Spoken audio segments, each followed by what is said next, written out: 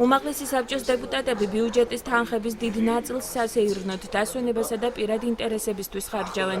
ასეთი განცხადება გააკეთა დღეს ახალგაზრდული ინიციატივა მომავალი საქართველოსათვის ხელმძღვანელმა. იმპერატორ მაქსიმილიანეს ღონისძიება, ჩეხეთში სამონადირეო გამოცდილების გაზიარება, ბრანდენბურგში ვიზიტი და სხვა მივლინებებზე გამგზავრება ლაშა ადამიანის თქმით არ არის სამომავლო შედეგებზე ორიენტირებული. ამიტომაც უმჯობესი იქნებოდა დეპუტატებს თანხა სოციალური აქტივობებისთვის გამოეყენებინათ. ამ მივლინებების დამხარჯების შედეგად რეგიონს და ბათუმს არაფერი არ მიუღია და არაფერი კონკრეტული შედეგით არ დაბრუნებულან დეპუტატები, მხოლოდ და მხოლოდ პირადი დასვენებისთვის იყენებდნენ ამ ხარჯებს. მაშინ უნდა შევახსენოთ დეპუტატებს, რომ აჭარაში თუნდაც ამ 100,000 ლარით 2 წლის განმავლობაში უამრავ სოციალურ აქტივობას განახორციელებდა, დაეხმარებოდა უამრავ სოციალური პრობლემის მქონე ადამიანს, დაეხმარებოდა უნივერსიტეტის სტუდენტებს, მაგრამ სამწუხაროდ პრიორიტეტი, როგორც ჩანს, უმაღლესი საბჭოს დეპუტატებისთვის აღმოჩნდა მხოლოდ პირადი ინტერესები და დასვენება.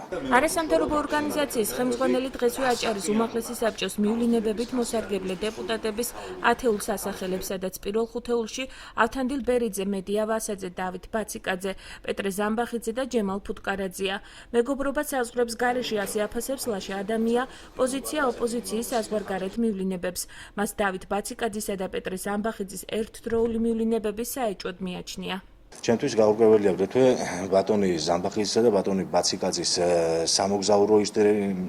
სამოგზაურო ისტორიები, ანუ მივლინებები, რადგანაც საეჭვოდ ხშირად ემთხვევა მათი სამივლინებო ხარჯები და მივლინების მიმართულება ერთმანეთს ამ მივლინებებს შეგვიძლია დავარქვათ მეგობრობა საზღვრებს გარეშე. აგრეთვე მინდა გამოვყო და ხაზი გაუსვა იმ პოლიტიკურ ფარისევლობას, რასაც ქვია 15 ლარიანი მივლინებები ქვეყნის შიგნით, მათ შორის თბილისში, ქუთაისის პარლამენტში და ამავდროულად ხულოში, აჭარის მაღალმთიანეთში, რომელიც ახასიათებდა უმაღლესი საბჭოს თავმჯდომარეს ბატონ ავთანდილს და მოუწოდა მათ, რომ ასე უაზროდ თანხის ხარჯვისკენ ჯობია საერთოდ არ გახორციელდეს არანაირი სახის მივლინება. 2 წლის განმავლობაში აჭარის უმაღლესი საბჭოს დეპუტატების სამივლინებო ხარჯებმა 133,000 ლარი შეადგინა.